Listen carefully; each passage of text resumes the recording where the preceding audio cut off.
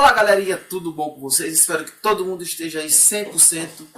Estamos em 2019 chegando com o primeiro vídeo e novidades no canal.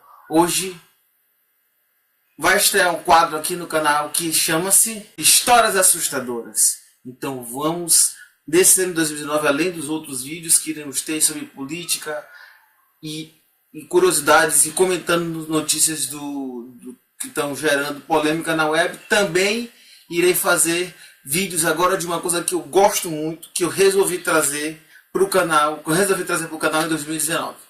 Então, vamos lá? Puxa a vinheta!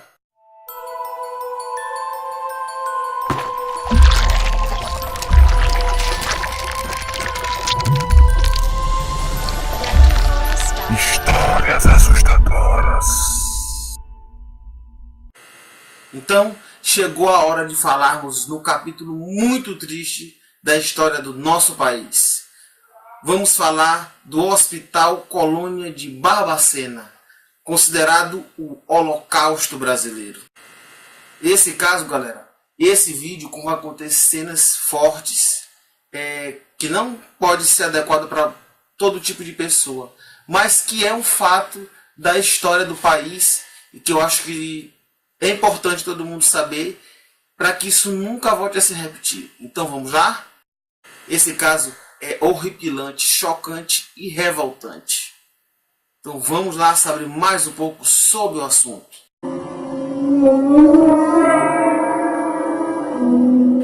Pois é, galera, a história do local.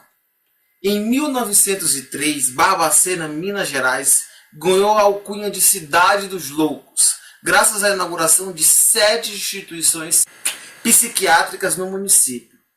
Bom pessoal, na época, estâncias de clima ameno como Barbacena eram vistas como propícias para o tratamento de doenças mentais. Uma dessas iniciativas era o Hospital Colônia. A elite do Rio de Janeiro, que era uma cidade considerada insalubre, vinha para Barbacena para se tratar e descansar. Mas com o tempo, o que era planejado como uma instituição médica tornou-se um matadouro. Isso começou a partir de 1930, que se estendeu até 1980. Galera, de 1930, 30, 40, 50, 60, 70, 80. Vejam, mais de meio século de barbárie acontecendo nesse local. Então vamos começar do início, né? O manicômio era formado por 17 pavilhões independentes, tendo cada um deles a sua função específica. Pavilhão Zoroastro Passos para mulheres indigentes, tinha o pavilhão Antônio Carlos para homens indigentes, pavilhão Afonso Pena, pavilhão Milton Campos e pavilhão Rodrigo Caldas e o pavilhão Júlio Moura. Tendo inicialmente cerca de 200 leitos, o Hospital Colônia estava operando bem acima da sua capacidade normal, contando com uma média de 5.000 pacientes na década de 1950. Há um relato que em um único dia 17 pacientes foram a óbito durante a noite. Ou seja, e esses pacientes morreram vítima do frio, pela falta de infraestrutura e de como eram tratados esses pacientes nesse hospital, que era mais um lugar para se jogar pessoas a morrer do que um hospital, né? No período em que houve o maior número de mortes, entre as décadas de 60 e 70, o que acontecia no hospital chegou a ser chamado de o Holocausto brasileiro. Por quê? Você se lembra que na época do Holocausto se colocava aquelas pessoas no trem e se levava as pessoas no trem para os campos de concentração lá para serem deixados só morrer, serem mortos e serem jogados naquelas valas. Aquela coisa assim que dá arrepio de imaginar que algum dia seres humanos fizeram isso com outros seres humanos.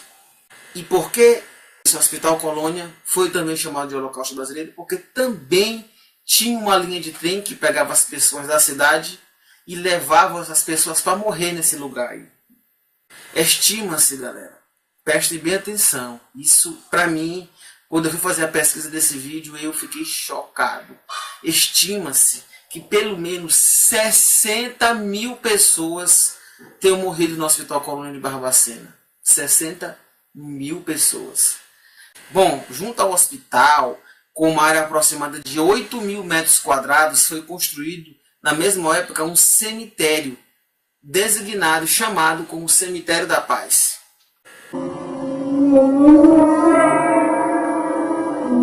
Quem era enviado para esse local? No início do Hospital Colônia, o plano era atender pessoas com transtornos mentais. O local acabou tornando-se um campo de extermínio para aqueles que não se adequavam aos padrões normativos da época e não atendiam os interesses políticos. Pessoas que eram mandadas para lá. Pessoas que iam contra o governo, a prefeitura, eram jogadas para lá. Mulheres que engravidavam, que naquela época engravidar fora do casamento, ou sem estar casada era um absurdo.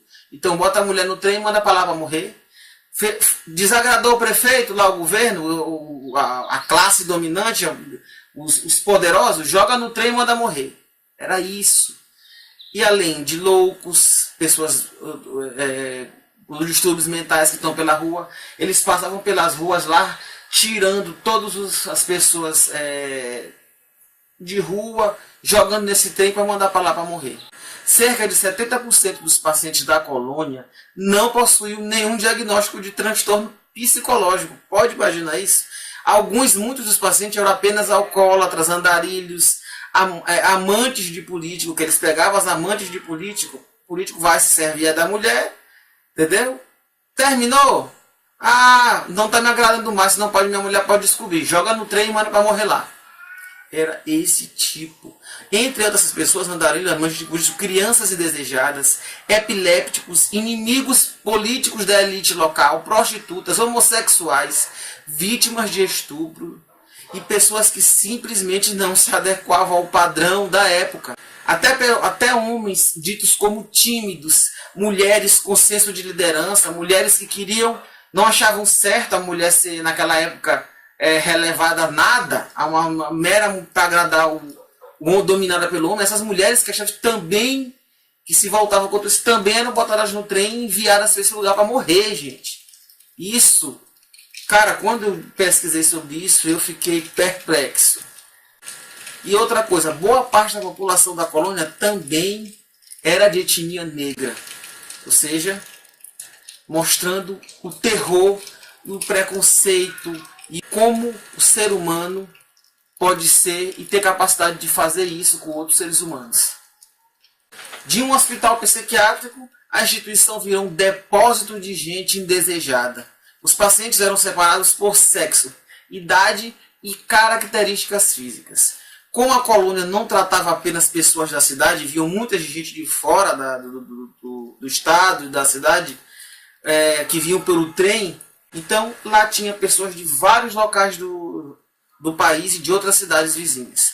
Em 1933, o escritor Guimarães Rosas, que trabalhou por pouco tempo como médico do Hospital Colônia, chamou aquilo de trem de doido. Anos depois, o cenário rendeu comparações inevitáveis com os campos de concentrações nazistas, já que eles também eram abastecidos por trens que levavam as pessoas. Crianças, galera, que cresceram durante esses anos todos dentro do Hospital Colônia jamais aprenderam a falar, ler ou escrever e contavam com a ajuda de bons samaritanos do local para realizar as atividades básicas.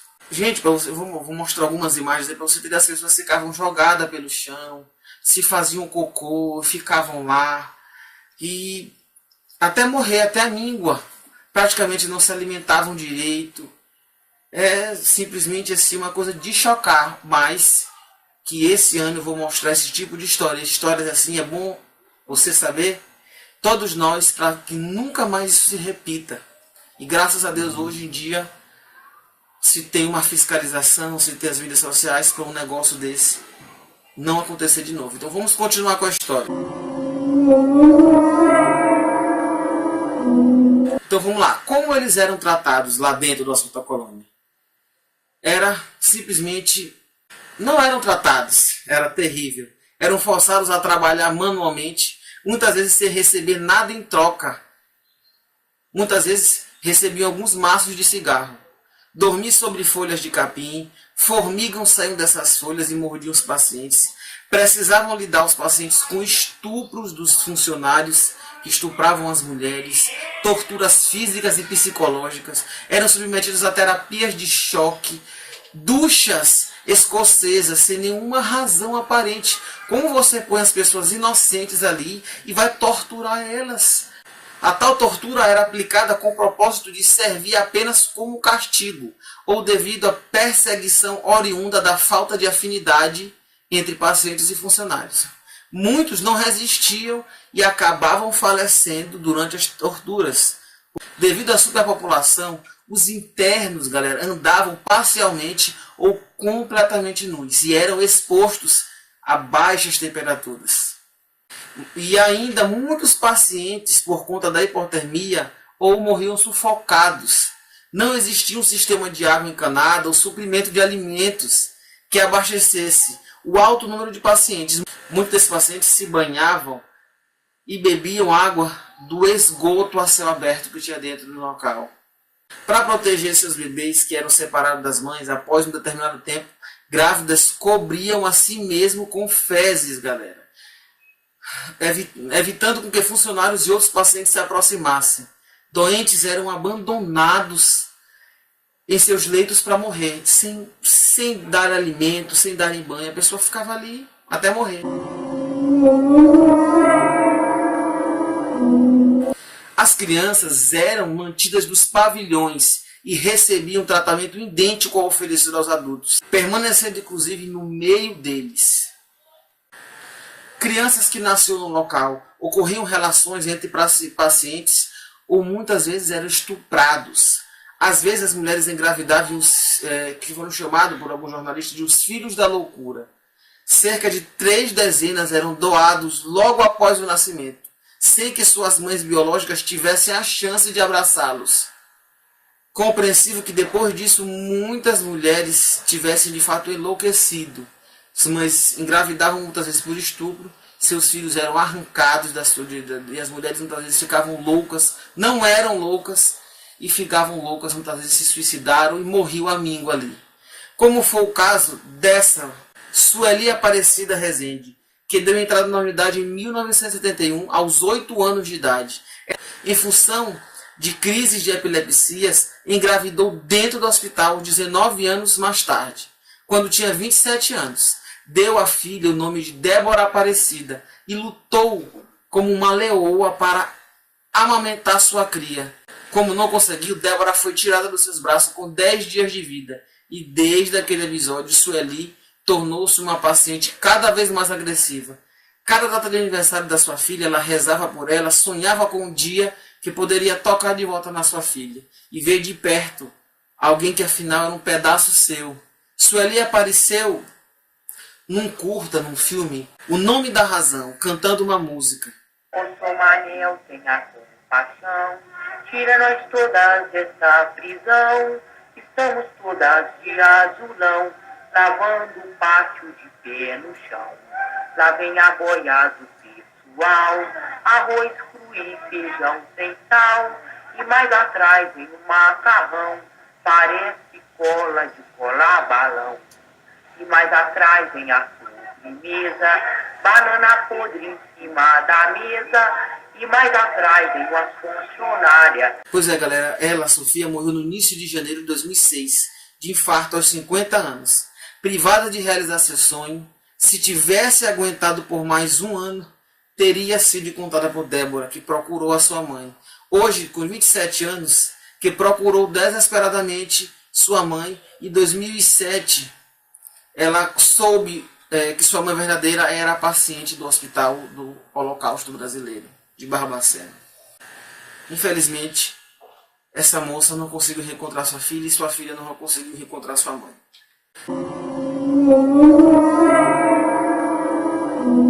Tráfico de corpos. Percebendo que o cemitério municipal já não comportava um número cada vez mais alto de mortos, lá no Colônia, os funcionários do Hospital Colônia começaram a traficar corpos para a Faculdade de Medicina e os que eles usavam para estudar anatomia. Pelo menos, galera, como eu já falei, 60 mil pessoas morreram entre os muros da colônia. Em sua maioria internadas à força, com cerca de 70% não tinham diagnóstico de doença mental.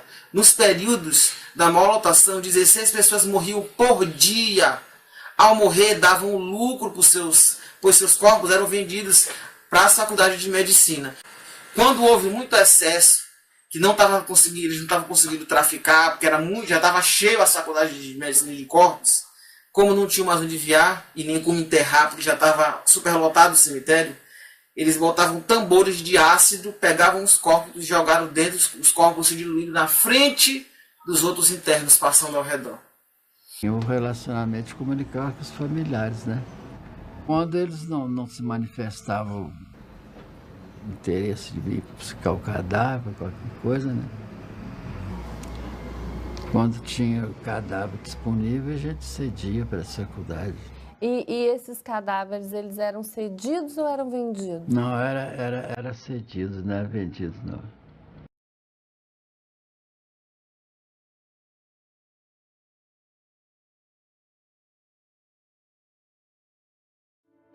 Consta que mais de 1.800 cadáveres foram vendidos para 17 faculdades de medicina entre 1969 e 1980.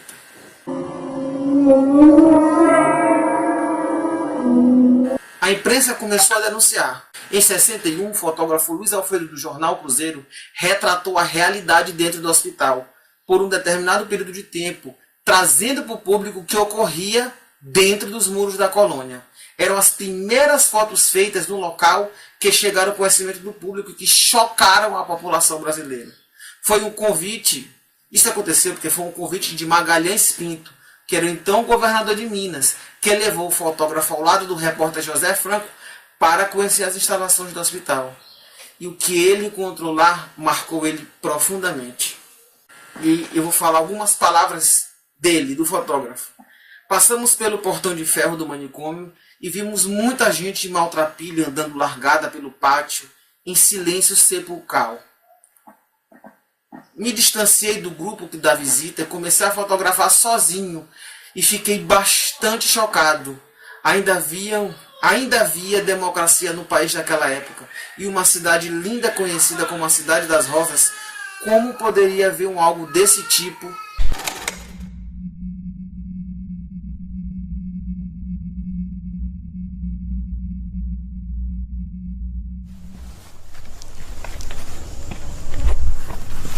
Em 1961, são quantos anos? 55? É como se as pessoas tivessem desaparecido, nascido no mato. Foram 6 horas, eu queria ter ficado 6 dias. Aí você disse, esse fotógrafo foi lá, fotografou o absurdo, revelou para o Brasil. Tomaram alguma atitude? Fecharam o hospital? Salvaram as pessoas que ainda estavam vivas lá? Não. Porcaria nenhuma.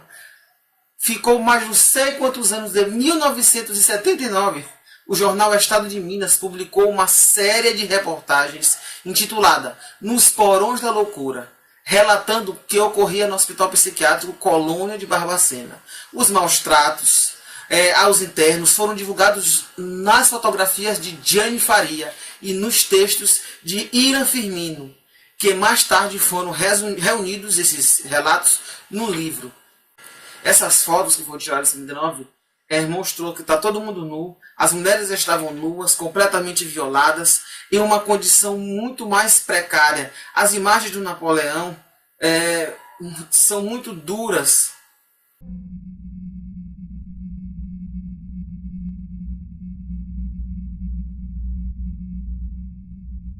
Eu estou sentindo que eu estou todo arrepiado.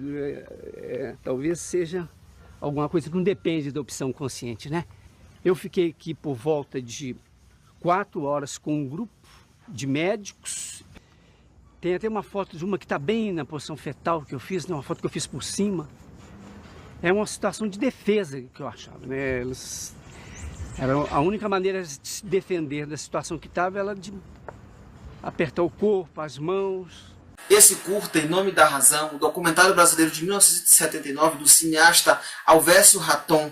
O documentário é todo filmado em preto e branco. Está aí disponível no YouTube para você ver se quiser se aprofundar mais no assunto. Ele mostrava esse documentário, o cotidiano dos pacientes internados no Hospital Colônia de Barbacena. O documentário, galera, mostra relatos de pacientes sobre a realidade do hospital. passamos um dia aqui, demos um giro no hospital. Um dia mesmo. Aquilo embaixo. O Irã voltou para escrever as matérias, eu voltei com a cabeça do filme, assim, de armar o filme. É porque o secretário de saúde na época liberou, né? Ele não sabia o que ia acontecer, né? Ele liberou e depois a gente publicou uma matéria dizendo, né? Que estava aberto, né, os portões aqui do hospital para a imprensa, né?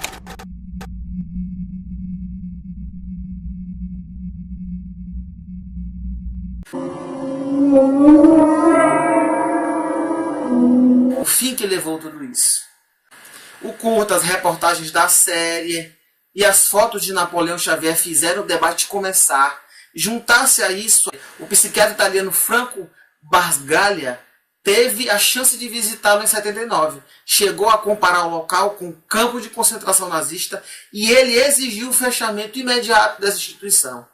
Tudo isso fez ocorrer uma mobilização dos trabalhadores de saúde mentais pelo Brasil e pelas redondezas lá, pelo Estado. E das grandes denúncias foi todo este movimento que deu origem à reforma psiquiátrica de Minas Gerais, que mais tarde alcançava os outros estados brasileiros. Eu sinto que naquele momento a gente estava participando de uma revolução. Nós estávamos sendo agentes de uma revolução que estava acontecendo aos olhos nossos ali, na nossa vista ali, e que de fato ia modificar isso aqui para sempre. A primeira coisa mais importante que aconteceu, que eu achei que foi importante, foi a reação do próprio meio psiquiátrico, né? As pessoas, quando elas estão tratando com os doentes mentais, elas estão dando o máximo, elas acham que é aquilo. Elas não tinham consciência disso, né? Então, essas pessoas, se você criticar o trabalho dela, elas ficam revoltadas. Então, o pessoal que trabalhava nos hospitais psiquiátricos, eles não foram acusados de praticar a barbárie, não. Eles viram como eles praticavam um ato barbário. Isso que fez o que aconteceu, a revolta psiquiátrica, que partiu deles mesmos, e eles ficaram revoltados. Eu acho que a gente ajudou a proporcionar esse cenário.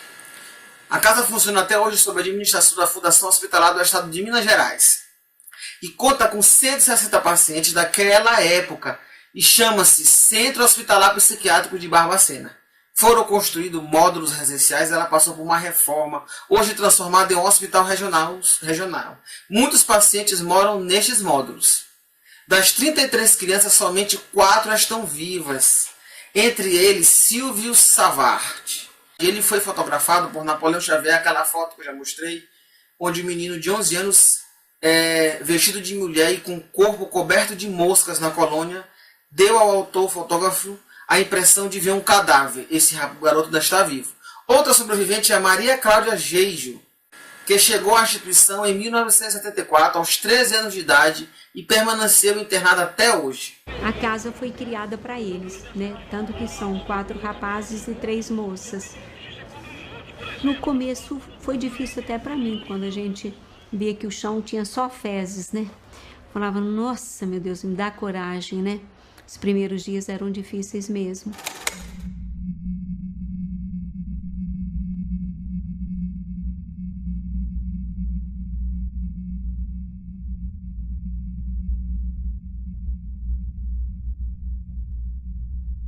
E o Silvio é aquele menino lourinho que tinha uma opção de moscas, né, em cima dele. Quando ele estava daquele jeito, passa alguém e fala, essa menina tem mais que morrer. Essa menina aqui é esse menino que é um galã de cinema, porque ele era louro, o cabelo era mais bonito. Hoje eu envelheci, mas eles também. Então o cabelo era todo lourinho. Eu falei, esse é um menino que é um galã de cinema. Aí ele estava lindo mesmo, aí todo mundo ficou impressionado.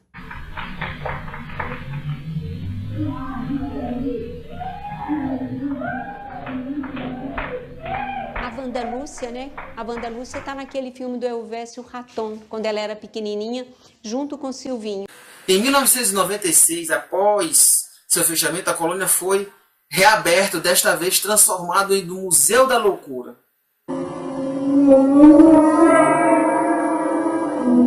Vamos falar um pouquinho sobre o Museu da Loucura. Em 96, em memória às vítimas da colônia, foi inaugurado o Museu da Loucura. O local reúne textos, fotografias, documentos, objetos, equipamentos e instrumentação cirúrgica que relatam a história do tratamento do paciente com sofrimentos mentais. Bom, galera, foi isso. Espero que vocês tenham gostado desse vídeo. E eu irei fazer mais esse quadro, que é o quadro de histórias assustadoras. Espero que você tenha gostado desse novo formato de vídeo. Esses vídeos dão muito trabalho para ser editados e eu queria agradecer vocês. Então, muito obrigado. Espero que você dê o seu curtir, dê o seu like, compartilhe esse vídeo, se inscreva no canal. Deixe seu comentário de um tema. Diga aqui, Ricardo, faz um tema, faz sobre Triângulo das Bermudas. Eu vou pesquisar e vou fazer um vídeo com muitos detalhes sobre o tema que vocês escolherem aí. Muito obrigado por ter ficado até aqui e tamo junto!